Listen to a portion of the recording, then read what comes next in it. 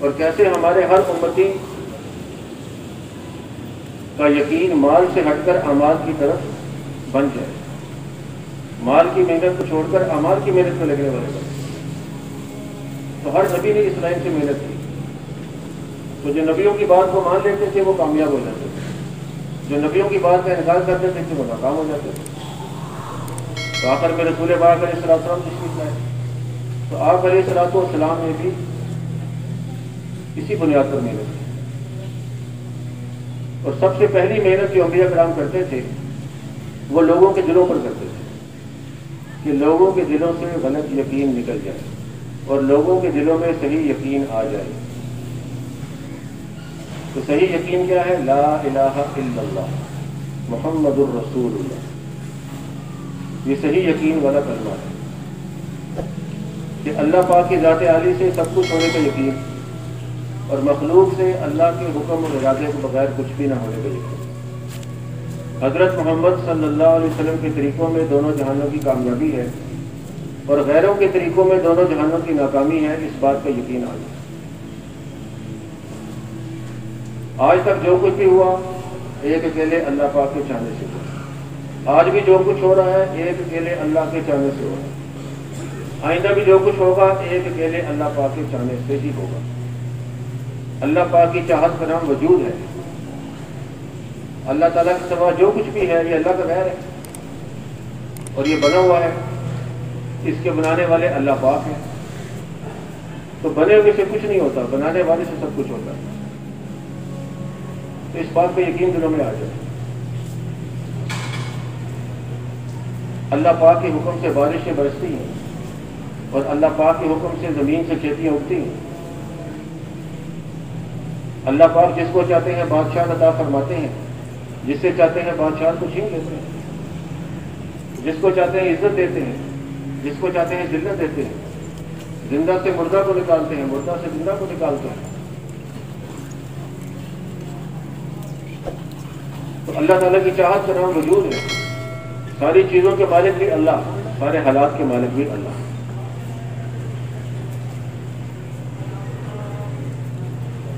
نمرود نے یہ چاہا کہ ابراہیم علیہ السلام کو آگ میں جلا دیا جائے، اللہ پاک نے یہ چاہا کہ ابراہیم علیہ السلام کی جلتی آگ میں حفاظت کی جائے، تو وہ ہوا جو اللہ نے چاہا، وہ نہیں ہوا جو نمرود نے چاہا۔ اللہ تعالیٰ نے 40 دن تک ابراہیم علیہ السلام کو جلتی آگ میں پار کر دیا۔ اللہ تعالیٰ نے آگ کو حکم فرما دیا کہ ابراہیم علیہ السلام کے لیے سلامتی والی ٹھنڈی بند ہے۔ تو آگ جلانے میں اللہ کے حکم کی محتاج ہے۔ اللہ چاہیں گے تو آگ جلائے گی، اللہ نہیں چاہیں گے تو آگ نہیں جلائے گی۔ چھری کاٹنے میں اللہ تعالیٰ کے حکم کی محتاج ہے۔ اللہ چاہیں گے تو چھری کاٹے گی، اللہ نہیں چاہیں گے چھری نہیں کاٹے گی۔ اللہ تعالیٰ نے اسماعیل علیہ السلام کو تیز چھری کے نیچے بچا دیا۔ تو حفاظت کرنے والی ذات اللہ کی۔ یونس علیہ السلام کی مچھلی کے پیٹ میں اللہ پاک نے 40 دن حفاظت کیا۔ ہجرت کی رات آپ علیہ السلام کی اللہ تعالیٰ نے 100 ننگی تلواروں سے حفاظت کر دی۔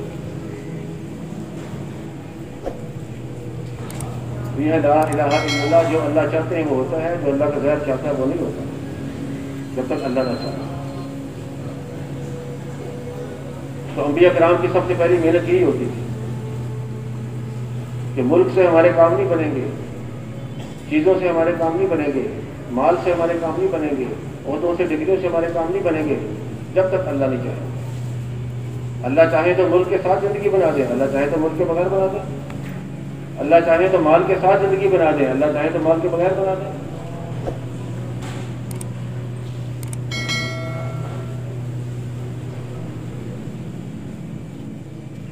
تو حضرت محمد صلی اللہ علیہ وسلم کے سنت طریقوں میں دونوں جہانوں کی کامیابی اور غیروں کے طریقوں میں دونوں جہانوں کی ناکامی ہے۔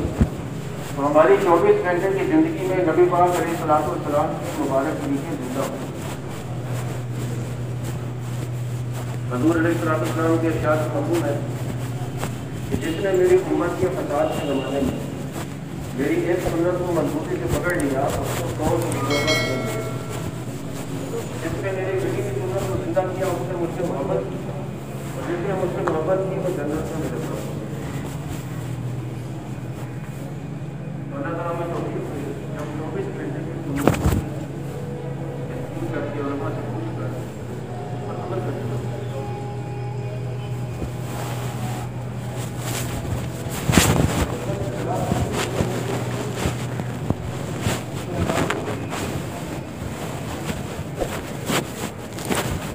بھائی اور دوستوں، حضور علیہ السلام جو اعمال لے کر آئے ہیں، ان اعمال میں سب سے بڑا عمل نماز ہے۔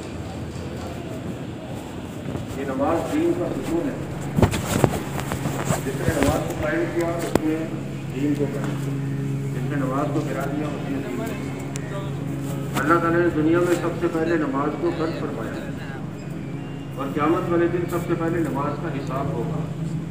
جس کی نماز اچھی اور پوری نکلے گی اس کے باقی عمل بھی اچھے اور پورے نکلیں گے، یہ شخص کامیاب ہوگا، کامراد ہوگا۔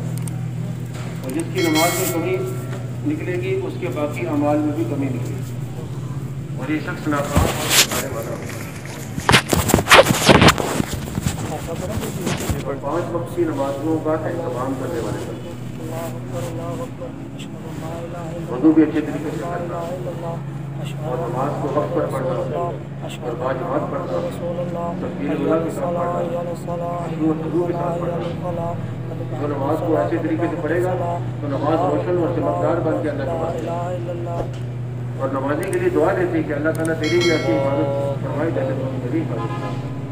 اور جو نماز کو برے طریقے سے پڑھے، وقت بھی ڈال دیں، وضو بھی اچھی طریقے سے نہ کرے، کھڑا بھی وقار سے نہ ہو، رکوع سجدہ بھی صحیح طریقے سے نہ کرے، خشوع وضو سے بھی نہ پڑھے، تو یہ نماز جو ہے یہ بدبودار اور سیاہ بنتی ہے اور نمازی کے لیے بددعا دیتی ہے کہ اللہ جل شانہ تجھے بھی ایسے ہی برباد کرے جیسے تو مجھے برباد۔ تو ہم خود بھی 5 وقت کی نماز کا اہتمام کرنے والے بنے، اپنے گھر والوں کی بھی فکر کریں اور ساری امت کی فکر کریں۔ ساری امت 100% نمازی بنے۔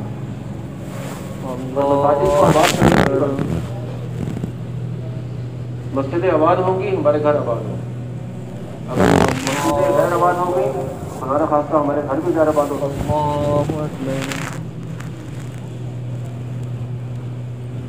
اور نماز تو اللہ تعالیٰ کا ایک حکم ہے۔ 24 گھنٹے کی زندگی میں اللہ تعالیٰ کے کتنے احکامات ہمارے سر منتقل ہیں، تو ان سارے احکامات کی تحقیق کرنا، اس حال میں کون سا حکم ہماری طرف متوجہ ہے، تو اس کے لیے اللہ والا علم حاصل کرنا اور عالمانہ زندگی گزارنا اور جاہلانہ زندگی گزارنا۔ جاہلانہ زندگی کون سی ہے؟ من چاہیے زندگی، جیسا چاہے کھا لیا، جیسا چاہے دیکھ لیا، جیسا چاہے پہن لیا۔ عالمانہ زندگی ہم علماء کرام سے مسائل کو پوچھ پوچھ کر، ہر آدمی اپنے لائن کا مسئلہ علماء کرام سے پوچھے۔ تاجر ہے تو اپنی تجارت کے مسائل علماء کرام سے پوچھے، ملازمت والا ہے ملازمت کے مسائل پوچھے، درزی ہے درزی کے مسائل پوچھے۔ تو اپنی زندگی کو عالمانہ بازار میں دیکھتے تھے، کوئی دکاندار جس نے نئی دکان کھولی اس کو پوچھتے تھے بھائی آپ نے تجارت کے مسائل سیکھے کہ نہیں سیکھے، تو اس کو برا مار باتیں کہ ہمارے بازاروں کو خراب مت کرو، مسجد میں جاؤ پہلے تجارت کا دین سیکھ کر آؤ پھر یہاں بیٹھو۔ حدیث شریف کے مفہوم میں کہ یا تو عالم بنو یا طالب علم بنو یا ان کی بات کو غور سے سننے والے بنو یا ان سے محبت کرنے والے بنو، اور 5ویں قسم کے نا بندہ ہلاک ہو۔ اور 24 گھنٹے کی زندگی میں اللہ تعالیٰ کا دھیان نصیب ہو جائے، اس کے لیے ہم اللہ تعالیٰ کا ذکر کرنے والے بنیں۔ قرآن پاک کی تلاوت، تسبیحات کا اہتمام، موقع محل کی مصنون دعائیں، ذکر کرنے والے کی مثال بندہ کی، ذکر نہ کرنے والے کی مثال بندہ۔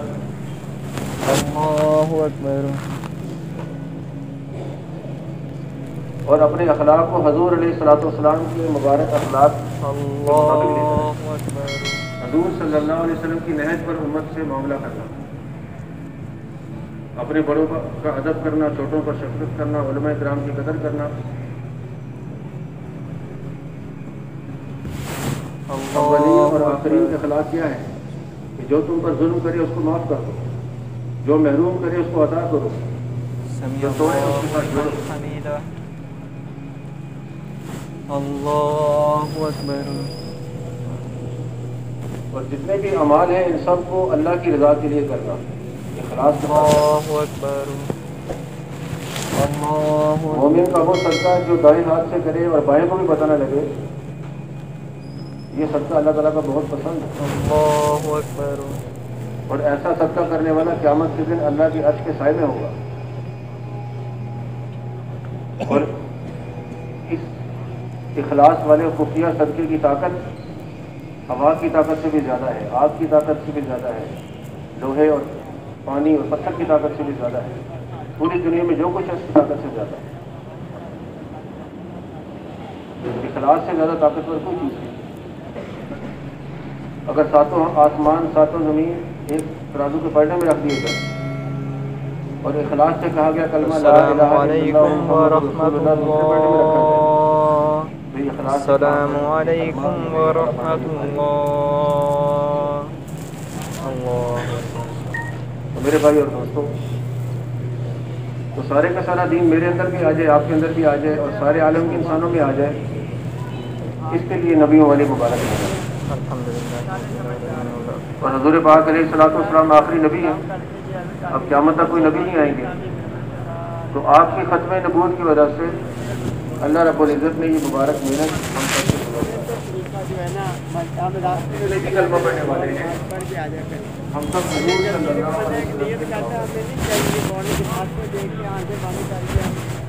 डॉक्टर, इंजीनियर, ताजिर, मुलाजिम पेशा, मजदूर, जमींदार, ये हमारी पहचान नहीं है।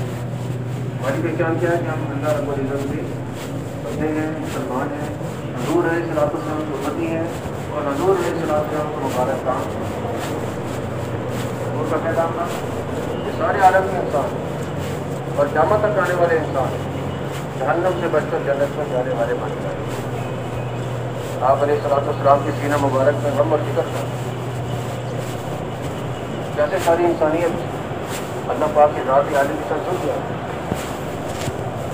आपके इरशाद का मफ़हूम है कि तुम सब जहन्नम की आग की तरफ बढ़ रहे हो और मैं एक ही को उसके पीछे से कमर से फेंक रहा हूँ, उसको बचा रहा हूँ, पीछे तरफ फेंक रहा हूँ। तो आप अलैहिस्सलाम हर वक्त उम्मत के बारे में गमगीन रहते थे और आप अलैहिस्सलाम ने अपनी उम्मत को इस बुनियाद पर खड़ा किया कि आप अलैहिस्सलाम आखिरी नबी हैं, आप क़यामत तक कोई नबी नहीं रहेंगे। तो आपने पहले दिन से अपनी उम्मत को अपने काम में अपनी मेहनत में शरीक किया और हज़रात सहाबा किराम रिज़वानुल्लाह ताला अलैहिम अजमईन को इस काम के लिए तैयार किया और उनके ज़रिए से सारी उम्मत तक की बात पहुँचाई। जब जिसने कलमा पढ़ लिया वो हज़ूर अलैहिस्सलाम के काम वाला बन गया। अब सारा दीन सारे आलम के इंसानों में ज़िंदा हो जाए और क़यामत तक आने वाले इंसानों की ज़िंदगी में ज़िंदा हो जाए, इसके लिए हमारी जान भी लग जाए, हमारा माल भी लग जाए। इस मकसद के लिए अल्लाह ने दुनिया में हज़रात सहाबा किराम रिज़वानुल्लाह ताला अलैहिम अजमईन ने इस मकसद के लिए कितनी कुर्बानियाँ दी। उनकी औरतों ने बेवाओं की तरह ज़िंदगी गुजारी, हालांकि वो बेवा नहीं थी, और उनके बच्चों ने यतीमों की तरह ज़िंदगी गुजारी, हालांकि वो यतीम नहीं थे।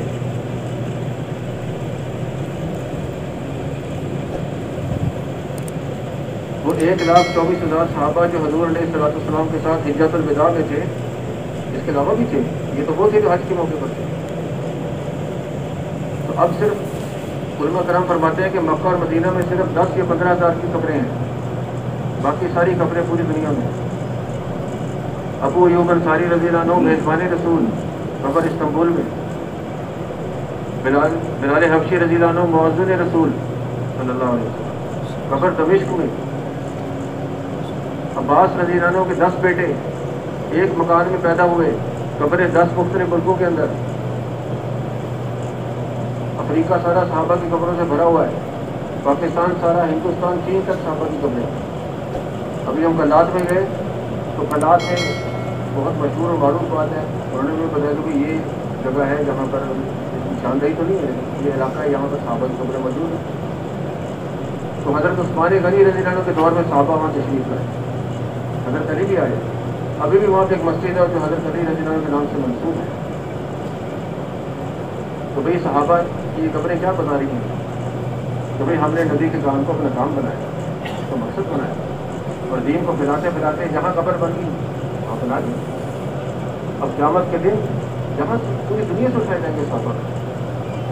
تو میرے بھائی دوستوں اللہ ہمیں بھی توفیق عطا فرمائے کہ ہم بھی صحابہ کے اتباع میں اپنی جان اور اپنا مال لے کر اللہ کی توفیق سے نکلیں اور سارے عالم کے انسانوں تک دین پہنچانے کی نیت کریں. تو اللہ پاک ہماری قربانی کو قبول فرما کر, ہماری ٹوٹی پوری محنت کو قبول فرما کر اللہ اپنی شان کے مطابق فیصلے فرمائے. صحابہ تو صحابہ تھے, تو وہ تو جو قربانیاں کر گئے, ہم تو کمزور ہیں لیکن اللہ تو کمزور نہیں ہے. اللہ پاک تو اپنی شان کے مطابق فیصلے فرمائے. اللہ کی مدد آج کل کے جو امت کے اخیر کے جو طبقے کے جو لوگ آئیں گے, تو اللہ کی مدد ان پر جو پہلا طبقہ ہے اس سے 50 گنا زیادہ ہے, کیونکہ اللہ تعالیٰ کی مدد کمزوروں کے ساتھ زیادہ ہے. حضور علیہ السلام کے ارشاد کا مفہوم ہے کہ جو جس کی مشابہت اختیار کرے گا کل قیامت کے دن انہیں کے ساتھ کھڑا ہوگا. تو بھائی سارے حضرات صحابہ کرام کی مشاہدت کرنے کے لیے تیار ہیں جی انشاءاللہ. تو اس کے لیے گزارش ہے کہ ابھی تو نماز کی جاری فرما لیں, مغرب کی نماز کے بعد انشاءاللہ بیان ہوگا, تو اس پہ جم کر بیٹھیں اور بیان کی بعد تشکیل ہوگی, اس میں بھی جم کر بیٹھیں, اپنے ارادے لکھوائیں. بہت سارے تقاضے ہیں جو ہم نے پورے کرنے ہیں, تو ہمارا جم کر بیٹھنا, ایک آدمی چاہے ارادہ کرنے کے لیے نہ بھی اٹھے لیکن وہ اپنی دل کی نیت سے اس فکر میں شامل ہے, تو اللہ تعالیٰ اس کو بھی اجر عطا فرماتے ہیں. اور جتنا کام ہوتا ہے, جتنی جماعتیں بنتی ہیں, اس کو بھی اس کا جلد ہوتا ہے. سارے بھائی بیٹھیں گے انشاءاللہ نماز کی طرح.